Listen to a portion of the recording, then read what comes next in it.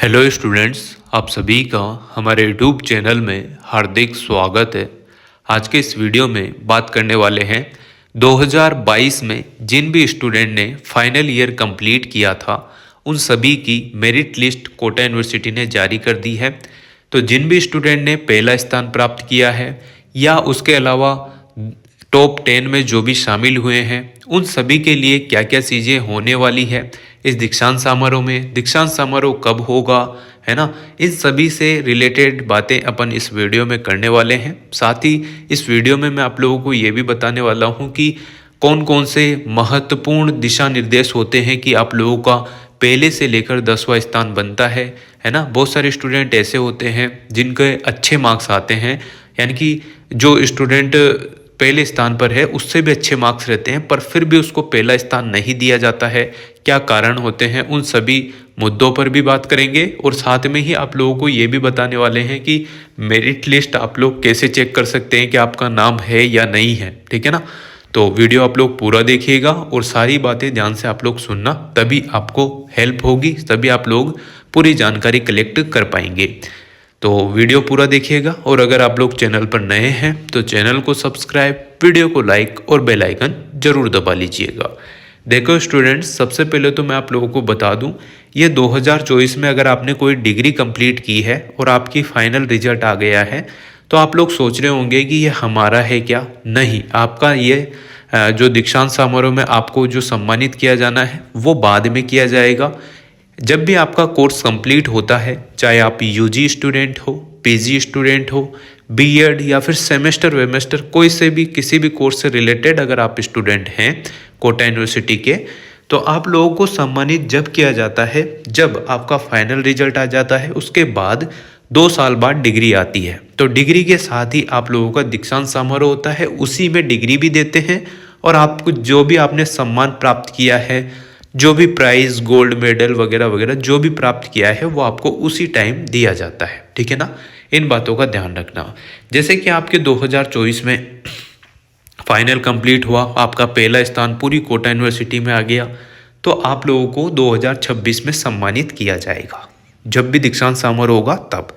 अब आप लोग सोच रहे होंगे कि सर इस वाले दीक्षांत समारोह को इतना जल्दी क्यों किया जा रहा है, इसके पीछे भी कारण है। देखो, जैसे कोरोना का टाइम आया था तो दीक्षांत समारोह नहीं हो पाया था, हो तो पाया था पर लेट हो गया था, पूरा साल बिगड़ गया था, उसके बाद हुआ दीक्षांत समारोह। तो जो 2021 वाले स्टूडेंट थे, है ना, जिन्होंने 2021 में अच्छे अंक प्राप्त किए थे पूरी कोटा यूनिवर्सिटी में, अब आप सभी को पता है कि कोटा यूनिवर्सिटी के अंतर्गत हो सकता है बीएड के 10 कॉलेज हो, 20 कॉलेज हो, 50 कॉलेज हो, तो उन सभी में जो पहले स्थान पर आता है पूरी कोटा यूनिवर्सिटी में उसको सम्मानित किया जाता है। उसकी भी कंडीशन होती है, ऐसा नहीं कि आ गया भाई कैसे आया कैसे, उसकी भी कहानी मैं पूरी आवश्यक दिशा निर्देश में आप लोगों को बता दूंगा, है ना। अभी आप लोगों को ये बता देता हूँ, जितने भी कॉलेज होते हैं उन सभी में पहले स्थान पर आपको आना होता है कोटा यूनिवर्सिटी के अंतर्गत, फिर आपको दिया जाता है गोल्ड मेडल, ठीक है ना। अब देखो, ये बातें तो हो चुकी है, पहले अपन बात कर लेते हैं आवश्यक दिशा निर्देश की और फिर बता देता हूँ मैं आप लोगों को मेरिट कैसे चेक करनी है। तो 2021 वाले जो भी स्टूडेंट थे उनका दीक्षांत समारोह बहुत लेट हुआ था। कहने का मतलब यहाँ पर लिखा भी रहा है कि जो 10वां दीक्षांत समारोह है वो यहाँ पर 2 जुलाई 2024 को मंगलवार के दिन हुआ था। तो ये हो जाना चाहिए था दिसंबर के आसपास ही, पर ये इतना लेट चला गया। तो इस वजह से जो 2022 वाले जो स्टूडेंट हैं जिन्हों का टाइम पीरियड अभी था दीक्षांत समारोह का, तब यहाँ पर जो है 2021 का दीक्षांत समारोह हुआ।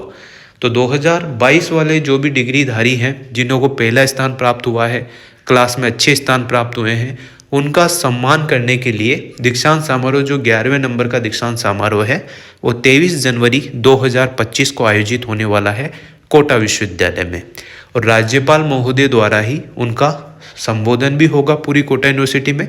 साथ में ही सम्मानित भी बच्चों को किया जाएगा, मोटिवेट भी किया जाएगा और 1-2 बातें उनकी तरफ से बताई जाएगी अच्छी अच्छी बातें, क्योंकि काफ़ी अनुभवी लोग हैं, गवर्नर हैं, ठीक है, कुलाधिपति महोदय हैं, कुलपति महोदय हैं, बहुत सारे अतिथि, विशिष्ट अतिथि यहाँ पर आएंगे तो आपको मोटिवेशन ही प्रदान करेंगे और फिर आप लोग खुद भी मोटिवेट रहोगे ही सही, क्योंकि फर्स्ट स्थान, सेकंड स्थान, टॉप 10 वाले स्टूडेंट ही वहाँ पर अलाउ होते हैं, आप सभी को पता होगा। तो 11वीं दीक्षांत समारोह की बात तो मैंने कर ही दी कि 23 जनवरी 2025 को होना तय है। उससे संबंधित आप लोगों को एक मेरिट लिस्ट जारी होती है, जिसमें आप लोगों को देखना होता है कि मेरा नाम है या नहीं है ना। तो यहाँ पर देखो, मेरिट लिस्ट देखने के लिए आप लोगों को यहाँ पर न्यूज़ इवेंट कैरिकुलम वाला ऑप्शन दिखेगा। इसमें आप लोगों को आपका नाम देख लेना है, जो भी आपका कोर्स है, 1-2 कोर्स के या जो भी कोर्स के यहाँ पर अपलोड हो गए हैं वो तो देख लो। 1-2 दिन में सारे कोर्सेज जितने भी चलते हैं कोटा यूनिवर्सिटी में वो भी अपलोड हो जाएंगे। जिनने भी पहला और 10वां स्थान, पहले से लेकर 10वें तक स्थान प्राप्त किए, उन सभी की लिस्ट इसमें आ जाती है और पहले स्थान वाला जो स्टूडेंट है उसको सम्मानित किया जाता है कोटा यूनिवर्सिटी में बाई राज्यपाल द्वारा, ठीक है, गवर्नर द्वारा, ठीक है। तो ये बातें आपको ध्यान रखनी है। इसके बाद हम बात कर लेते हैं आवश्यक दिशा निर्देश की, कि पहले स्थान पर कैसे आते हैं, है ना। और मान लो कि बहुत सारे स्टूडेंट ऐसे हैं जिन्होंने रिविल के फॉर्म भर के अच्छे मार्क्स लाए हो, पहले स्थान पर आगे हो, क्या उन्हें सम्मानित किया जाएगा? इन सभी मुद्दों पर बात करते हैं। देखो क्या क्या कंडीशन होती है। विश्वविद्यालय द्वारा जारी की गई वरीयता सूची हेतु आवश्यक दिशा निर्देश विश्वविद्यालय द्वारा तैयार की गई वर्ष 2022, यानी कि 2022 की इसमें बात हो रही है, न कि 2024 की। तो 2022 वाले जो स्टूडेंट है उनको डिग्री वितरित होगी 23 तारीख को, ठीक है। 2022 की विभिन्न परीक्षाओं में जिन्होंने उपाधि प्रदान की जाती है, जिनमें उपाधि प्रदान की जाती है, उनकी वरीयता सूची यानी कि मेरिट लिस्ट विश्वविद्यालय की वेबसाइट पर दर्शाई गई है। वरीयता सूची को विश्वविद्यालय के नियमों के अनुसार तैयार किया गया है, जिसमें निम्न बिंदु प्रमुख है। तो ये जो मेरिट लिस्ट जारी करती है कोटा यूनिवर्सिटी, उसकी कंडीशन ये रहती है, ध्यान से देख लेना। देखो, त्रिवर्षीय पाठ्यक्रमों में, यानी कि जो इंटीग्रेटेड कोर्स हैं 3 साल के, जैसे कि MSc BEd हो गया, MA BEd हो गए, है ना, या फिर BEd MAd कोर्स हो गए, इस प्रकार के जो भी कोर्स है त्रिवर्षीय पाठ्यक्रमों में भाग तृतीय की, यानी कि फाइनल ईयर की वर्षवार और कक्षावार वरीयता सूची में भाग प्रथम, द्वितीय और तृतीय की परीक्षा बिना अंतराल और बिना बकाया प्रश्न पत्र के एक ही अवसर में उत्तीर्ण कर तीनों वर्षों के प्राप्तांकों के कुल योग के अनुसार सर्वाधिक अंक अर्जित करने वाले अभ्यर्थियों को वरीयता क्रम में प्रथम स्थान से 10वें स्थान तक क्रमवार वरीयता सूची में सम्मिलित किया जाता है। इसका मतलब आप लोग समझे, इसका मतलब ये होता है कि आप लोगों ने फर्स्ट ईयर दिया एग्ज़ाम, ठीक है, आपके जो भी मार्क्स आए आपने पहला स्थान प्राप्त किया, दूसरे साल दिया उसमें भी आपने पहला स्थान प्राप्त किया, तीसरे साल दिया उसमें भी आपने पहला स्थान प्राप्त किया, बिना किसी बैक आए, बिना किसी फेल हुए, बिना किसी एब्सेंट के, बिना किसी ड्यू पेपर के, या फिर बिना किसी रिवलेशन फॉर्म आपने फिल नहीं किया हो, सप्लीमेंट्री भी आपके नहीं आई हो, उस कंडीशन में अगर आपने पहले ही प्रयास में 3 साल या जितने भी साल का आपका कोर्स है उसमें अगर आपने पहले स्थान पर रहे हो बिना किसी बाधा के, बाधा मतलब आप लोग समझ ही गए होंगे, जैसे कि बैक वैक नहीं आई हो, सप्लीमेंट्री, ये सारी चीज़ें है ना। तो अगर आपने पहली बार में पहले प्रयास में पहले स्थान पर आप लोग रहे हैं 3 साल या 2 साल जो भी है, तो आप लोगों को पहले स्थान पर रखा जाएगा और इसी प्रकार से आप लोगों के 1 से लेकर 10 तक स्थान बनते हैं पूरी कोटा यूनिवर्सिटी में। अब कोटा यूनिवर्सिटी में कितने कॉलेज हैं वो सब आप जानते हैं, बूंदी, बारा, माधोपुर, सवाई माधोपुर जो है, झालावाड़, ये सारे कॉलेज आते हैं, ठीक है ना। उनमें से पहला स्थान जिसका बनता है उसको यहाँ पर अवार्ड दिया जाएगा, गोल्ड मेडल। बात करते हैं 2 वर्षीय पाठ्यक्रमों में भाग द्वितीय ऊर्ध्वाधर को वर्षवार कक्षावार, वही पूरा प्रोसेस जो मैंने आपको बताया है। 2 साल वाले जो भी स्टूडेंट हैं जिन्हों के फाइनल का जो रिजल्ट आता है उसके बाद आप लोगों के ना तो बैक आनी चाहिए, न सप्लीमेंट्री आपने दी हो, न रिवलेशन दिया हो। इस प्रकार से आप लोगों ने दोनों साल में बिना किसी बाधा के एग्ज़ाम दिया है, बिना किसी एब्सेंट वगैरह के और बिना किसी रिवलेशन डाले। अगर आपका पहला स्थान बरकरार है तो आपको गोल्ड मेडल से सम्मानित किया जाएगा। इसी प्रकार से आपके 1 से 10 तक स्थान बनाए जाते हैं। फिर 1 वर्षीय पाठ्यक्रम जैसे कि पीजी डिप्लोमा, लेबर लॉ, इनमें भी अगर आप लोगों ने बिना रोक टोक के परीक्षा उत्तीर्ण कर सर्वाधिक अंक अर्जित करने वाले अभ्यर्थियों को वरीयता क्रम के अनुसार प्रथम से 10वां स्थान प्राप्त करने वाले अभ्यर्थियों को वरीयता सूची में सम्मिलित किया जाता है। अब देखो, विश्वविद्यालय के आदेश संख्या 158 के अंतर्गत पूर्ण मूल्यांकन कराने वाले अभ्यर्थियों की वरीयता सूची में सम्मिलित किया गया है ना। अगर आपको आदेश संख्या 158 के अंतर्गत आपने पूर्व मूल्यांकन कराया है तो भी आप लोगों को सम्मानित किया जाएगा। जिन पाठ्यक्रम में नियमित 5 छात्रों से कम की संख्या में प्रविष्ट हुए हैं उनकी वरीयता सूची विश्वविद्यालय अध्यादेश संख्या 122A के अनुसार जारी नहीं की गई है।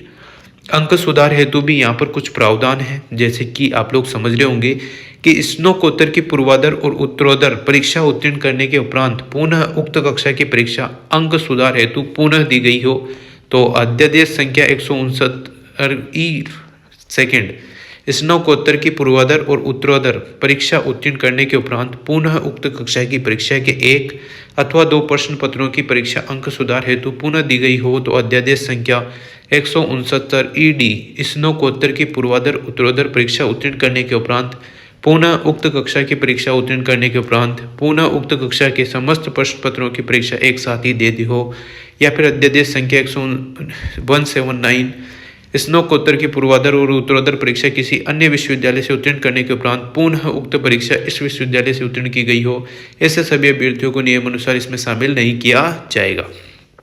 ठीक है ना।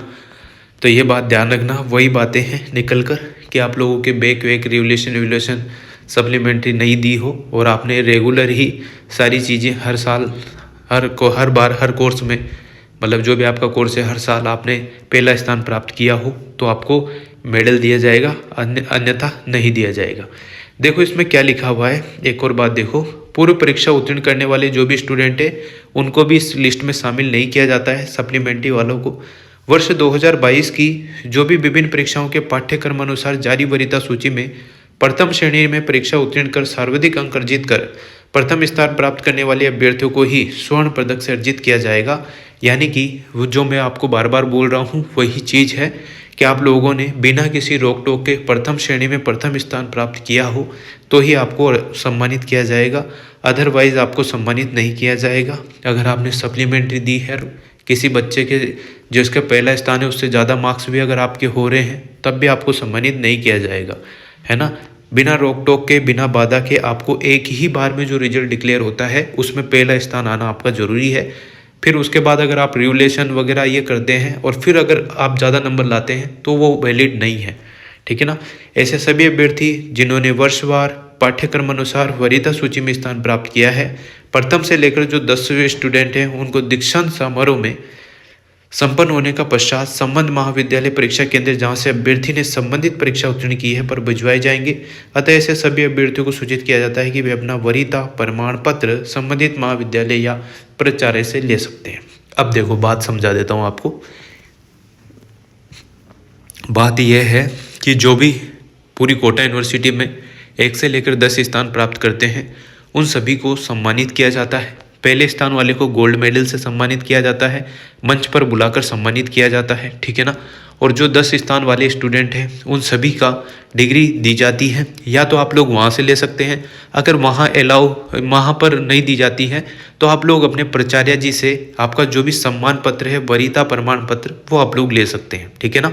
तो इस प्रकार से आप लोगों को डिग्री तो वहीं दे देंगे पर वरीयता प्रमाण पत्र आपके कॉलेज में भिजवा दिया जाएगा, तो आप लोग वहाँ से प्राप्त कर सकते हैं। तो ये सारी चीज़ें थी जो आप लोगों को बतानी बहुत ज़रूरी थी, और ये सब 2022 वाले जो स्टूडेंट हैं उनके लिए थी। और जिनकी मेरिट लिस्ट अभी तक जारी नहीं हुई है वो भी जारी हो जाएगी, यहाँ पर आप लोग चेक कर लेना। ठीक है ना। तो और जो भी अगर आपको कोई संशोधन कराने हो तो आप लोग कोटा यूनिवर्सिटी जाकर ही संशोधन करा सकते हैं। देखो इसमें एक और चीज़ लिखी हुई है जो कि मैं आप लोगों को अभी ही बता देता हूँ, इसी वीडियो में ही बता देता हूँ कि ये देखो मेरिट इंफॉर्मेशन के हिसाब से यहाँ पे लिखा रही है।